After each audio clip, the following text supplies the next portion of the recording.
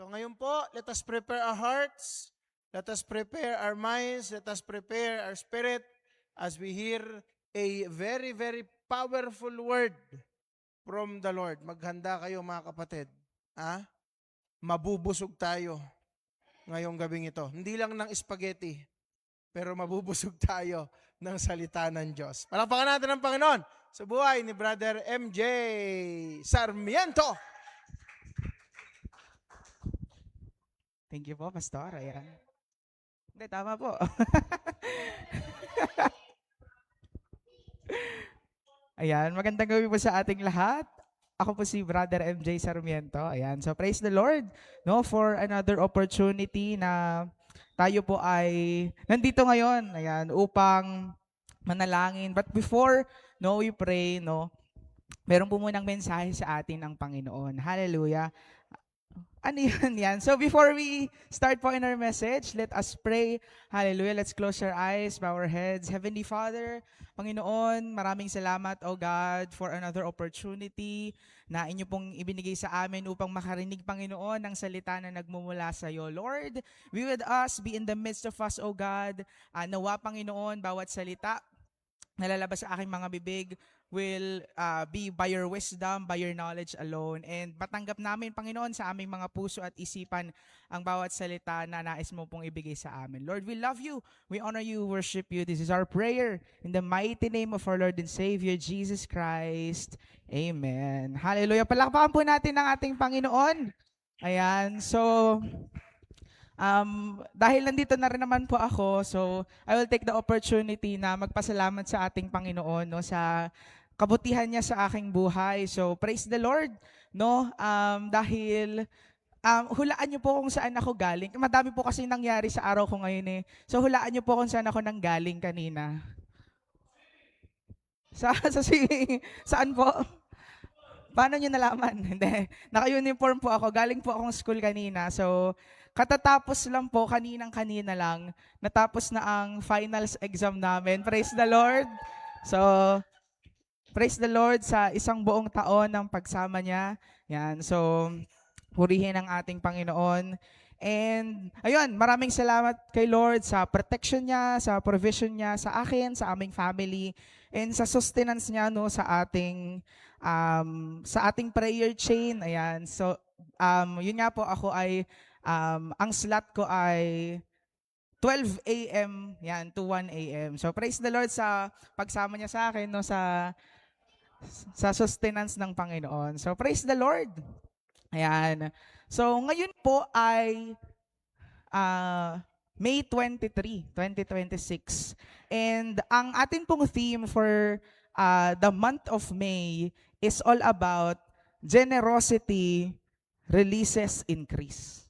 Ayan. Generosity releases increase. I believe ito na po ang, tama ba, last Saturday, no, ng May.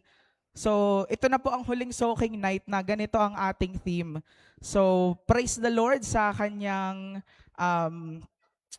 wisdom, no, na binibigay sa atin nitong buong... May isa pang Saturday? Meron pa. Mali po ako, sorry po. Iba yung kalendaryo ko sa bahay. Ayun. So, grabe po, no. Next month, nasa kalahati na tayo ng taon. Grabe, sobrang bilis. Napakarami na rin naituro sa atin ng Panginoon, di ba? Tinuruan tayo ni Lord all about the miracles of generosity, all about the blessings of generosity. Praise the Lord. And right now, ngayong gabi pong ito, no, ang mensahe po ng Panginoon sa atin ay, syempre, ganun pa rin, generosity that releases increase. Pero ang title po ng ating mensahe ngayong gabi is, yan, Seeding to Seeing. Ayan. Ang atin pong key verse sa gabing ito ay matatagpuan natin sa Proverbs chapter 11 verse 25. Sabi po dito, a generous person will prosper, and whoever refreshes others will be refreshed. Ayan. So, alam niyo po, dito sa mundo, dito sa earth, no, sa society na ginagalawan natin, maraming mga um, notion, hindi naman stereotype, pero maraming mga mindset, no, na maraming tao ang nag-iisip na kapag daw ikaw ay generous, mawawalan ka, no? Na kapag nagbigay ka sa ibang tao, when you give, it feels like you have less. Diba? That when you share, it seems like your supply decreases. Which makes sense naman po, no? Kasi, di ba, simple math. Di ba? Kung meron akong 2 tinapay, tapos si Kuya Joey, bibigyan ko ng isa, di ba? Meron na kami tig-isa. Di ba?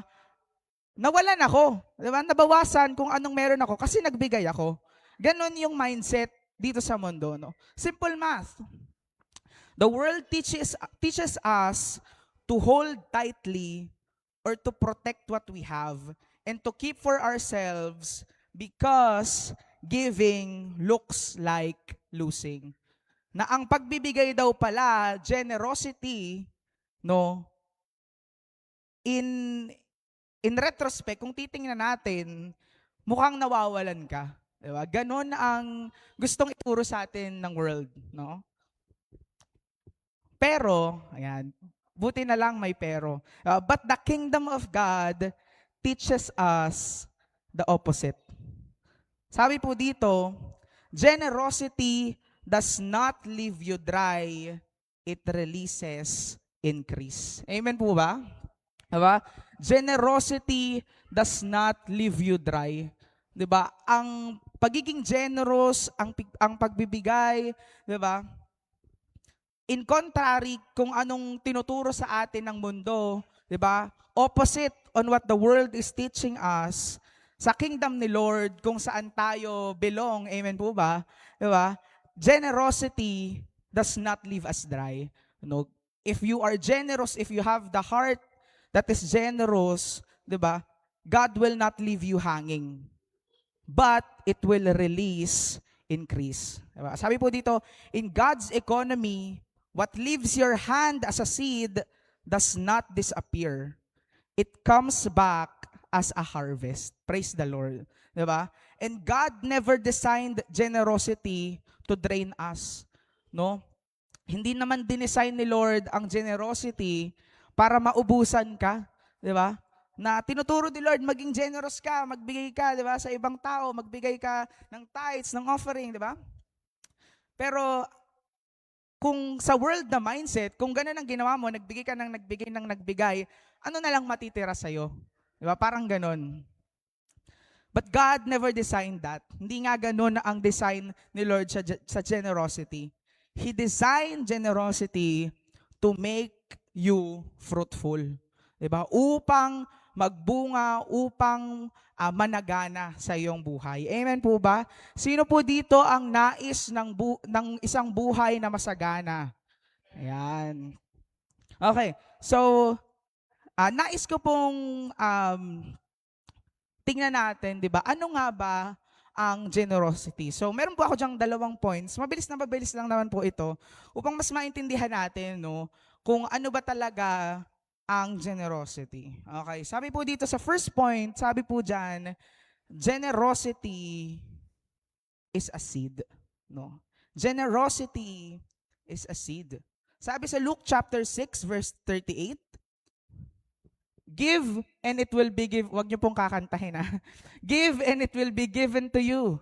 A good measure, pressed down, shaken together, and running over will be poured into your lap. Siksik, liglig, at nag-uumapaw. Ganyan ang pagpapala na ibibigay sa atin ng Panginoon kapag po tayo merong heart of generosity. Diba? That when you give, you are not reducing your future, you are planting into it. Diba? Generosity is a seed. Doon po sa point na yon, diba, bakit nga ba kinompare ang generosity sa isang buto o sa pagtatanim? Kasi actually, habang ginagawa ko po to, meron akong naalalang story. Ako po kasi laking probinsya, kung hindi nyo po natatanong, laki po akong Batangas, di ba? Ala hindi po gano'n ang hindi po gano'n, pero yon ako po ay laking Batangas. So, kung nakita niyo na po, kung nakarating na po kayo ngayon sa Christ the Rock Batangas, sa church natin doon, um, yung mismong bahay na yon, no, na pinagdadausan ng service ng Christ the Rock Batangas, doon po ako lumaki, no? So, ayan. So, ganun po. And sa probinsya po kasi, specifically sa family namin, ang lolo ko po napakahiling magtanim, no? And madami din na yung mga tao sa probinsya mahilig magtanim, di ba? Kasi meron silang mga bakuran, ganyan, pwede sila magtanim. And yung lolo ko po specifically, no? Meron siya yung tinatawag natin na green thumb, no? Yung kapag kung anong tinanim niya, tutubo, mamumunga. Diba? Magtanim ka ng ano bang mga tinatanim? Ang madalas niya po kasing tinatanim sili. Yan, meron siyang sili, meron siyang minsan talong, ganyan. Basta kung anong itanim niya, tutubo, di ba? Tanim siya ng buto ng ano bang mga buto? Buto ng manok. Tutubo, hindi naman po. Magtanim siya ng buto, tutubo, di ba? At mamumunga. Di ba? And doon po kasi, kunwari, ako, diba? Tanghalian na, wala pa akong pang-ulam, wala pa akong maluluto, ganyan. Lalabas lang ako, iikot ako sa mga kapitbahay. Pag uwi ko, meron na akong malunggay, meron na akong papaya, meron na akong luya. Ano na ba yun? Oo, meron na na kakatok, pahingi po ng ganito, pahingi po ng ganyan. Sige lang, kuha lang kayo, ganyan. Ang pinagtataka ko po is ito. Ganun nga yung situation. Madaming humihingi, madaming pumipitas, maraming kumukuha. Pero never kong nakita na yung mga tanim ng lolo ko na yon nawalan ng bunga. Sabi ko, ba't ganun? Parang, ang OA. Ba't ganun? Parang lahat kinukuha, lahat pinapamigay, lahat, alam mo yon, pero hindi na uubusan ng bunga. Diba? Kung titingnan mo pa nga, parang mas lalo pang lumalago, mas lalo pang dumadami yung bunga. Diba? Sa una, kung titingnan natin, diba, it may look like that we have less kung magbibigay tayo. Diba? Pero, nakita niyo naman po, diba, dun sa story ako, kung ano yung nangyari. The plants will keep producing. Diba? In fact, many times, when vegetables are regularly harvested, they continue to bear more fruit. The plant is designed to produce, not to hold back. Diba? And ang generosity, diba, it works the same way. Diba? Na kapag tayo ay nagbibigay, kapag tayo ay nagiging generous, diba? Hindi tayo mawawalan at bagkus patuloy pa tayong pagpapalain ng Panginoon. Diba? If you keep everything for yourself, diba? Sasarilihin mo yung mga blessings na binigay sa iyo ni Lord, diba? Your blessings may sit and spoil in selfishness. Diba? Kung yung mga bunga, yung mga gulay na tinanim ng lolo ko, sasarilihin niya lang, siya lang kakain, lahat nandito lang sa bahay, diba? Hindi sa sobrang dami ng mga bunga na yun, hindi niya makakain lahat yun. 'Di ba? And eventually, masisira, mabubulok, masasayang. 'Di ba? But yun nga yung tinuturo sa atin ng Panginoon, that if we are generous, pag patuloy tayo nagbibigay, God will supply, 'di ba? Isusupply niya ang mga blessings sa ating mga buhay. Sabi po dito, when you share what God has given you, you create room for more fruitfulness. Diba?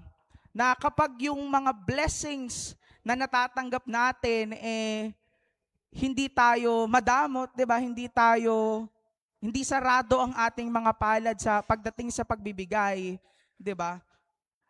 It will create room. Magkakaroon ng space para ang Panginoon ay mas magpadaloy pa, mas magbigay pa ng pagpapala sa ating mga buhay. Praise the Lord. Palakpakan po natin ang ating Panginoon. Hallelujah.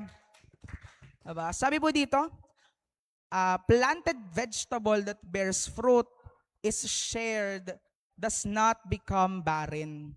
Diba? It continues producing. Diba? Likewise, kagaya din po sa atin, a generous believer does not dry up, but he becomes fruitful. So yun po ang una, no, na nais kong maintindihan natin is that generosity is a seed, no? Ang pagiging generous natin ay seed, 'di ba? So, punta po tayo sa ating pangalawang point. Sabi po dito, kung ang una ay generosity is a seed, ang pangalawa naman po is God gives the harvest. 'Di ba? Kung nagtanim ka through your generosity, God will give the harvest. Diba? Balik po tayo sa ating key verse. Sabi po sa Proverbs chapter 11 verse 25, a generous person will prosper, and whoever refreshes others will be refreshed. Diba? Kapag tayo ay pinagpala ng Panginoon, when the blessings flow through us, papunta sa buhay ng mga tao sa paligid natin, blessings will flow back to us. Pabalik. 'Di ba? Ito nga yung pangako sa atin ng Panginoon. 'Di ba? Na if we have that generous heart, 'di ba? Pusong mapagbigay, 'di ba? Hindi tayo mauubusan. Hallelujah. Naalala nyo nga po, 'di ba, yung I believe madaming beses nang naulit to ngayong month ng May. Pero ito kasi yung napakagandang example, 'di ba, ng generosity releases increase.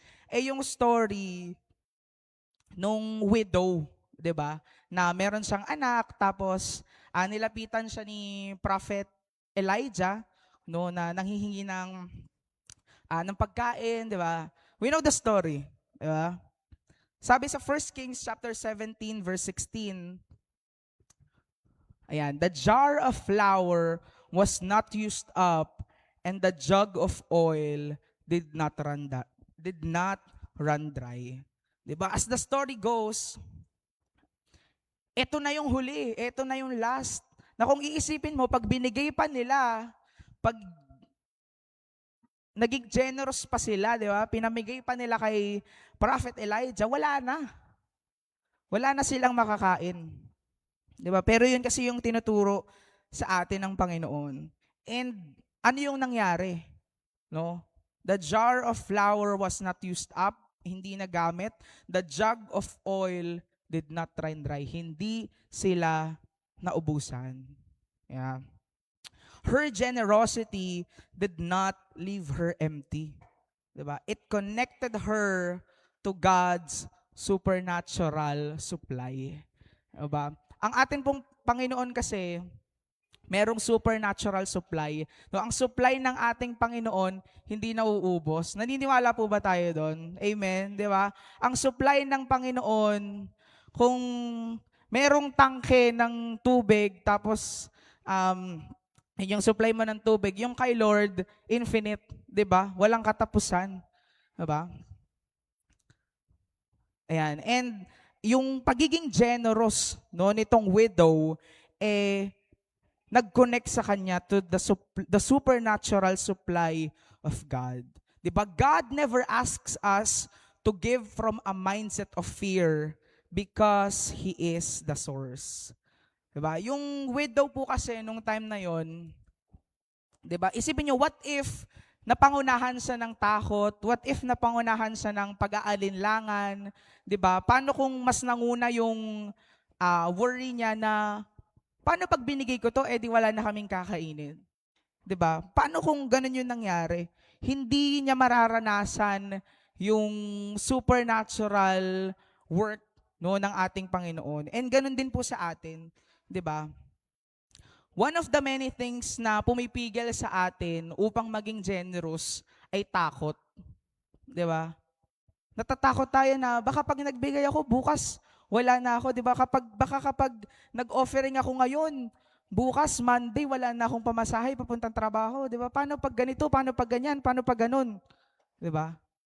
Maraming takot, pag-aalinlangan sa puso natin na maaaring pumigil sa atin for us to be generous. Pero sabi po dito, if your source is only what's in your hand, giving is scary. Kung ang source mo lang kung anong meron ka, nakakatakot nga naman. 'Di ba? Valid yung takot.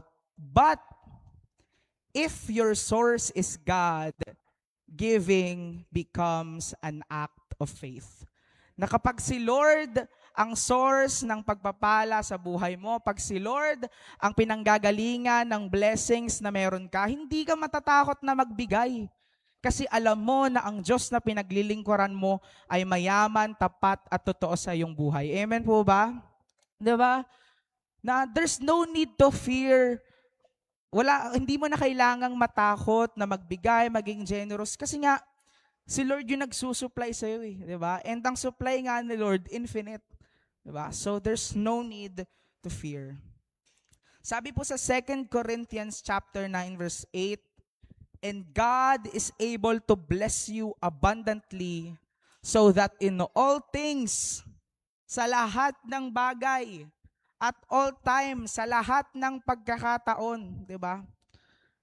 Diyos ka sa amin, hindi po. Di ba? So that in all things, at all times, having all that you need, you will abound in every good work. Praise the Lord. Di ba? Na si Lord sa lahat ng ginagawa natin, sa lahat ng sitwasyon na meron tayo sa ating mga buhay, if we continue, 'di ba, to tap into that supply na meron ng ating Panginoon, pagpatuloy tayong nag-operate in that heart of generosity, hindi niya tayo pababayaan. Proven and tested yan, mga kapatid. Hallelujah. So yun po, no, ang ating 2 points, no, sa gabing ito, that generosity is a seed, no. Ito ay isang paraan ng pagtatanim natin. And if we do this, if we give, if we become generous, diba? God will give us the harvest. And I want to end on this po, no. Gusto ko lang balikan yung sinabi ko kanina that being generous, generosity, diba? Will not leave us dry. Na kapag nagbigay ka, kapag naging generous ka, hindi ka mawawalan, hindi ka mauubusan. Next slide please. Sabi dito, just like vegetables that continue to bear fruit when harvested and shared, your life becomes more fruitful when you release what God has given you. Kagaya ng isang pananim, no, na namumunga. Kagaya ng isang pananim na lumago, namunga, 'di ba? Kung itong mga bunga na ito patuloy nating hina-harvest, binibigay, 'di ba? Kagaya noon, ang buhay daw po natin ay mas magiging blessed, 'di ba? Ang mga buhay natin ay pagpapalain at hindi lamang para sa atin, 'di ba? Magiging pagpapala din tayo sa buhay ng ibang tao, 'di ba? Sabi po dito, what you keep may be preserved for a moment, 'di ba? Kung anong meron ka kapag tinago mo, mape-preserve yan pero panandalian lang, 'di ba? But what you plant produces increase. Diba? What you refresh, God refills, and what you release, God multiplies. Hallelujah. Purihin po ang ating Panginoon. Muli, palakpakan po natin ang ating Panginoon.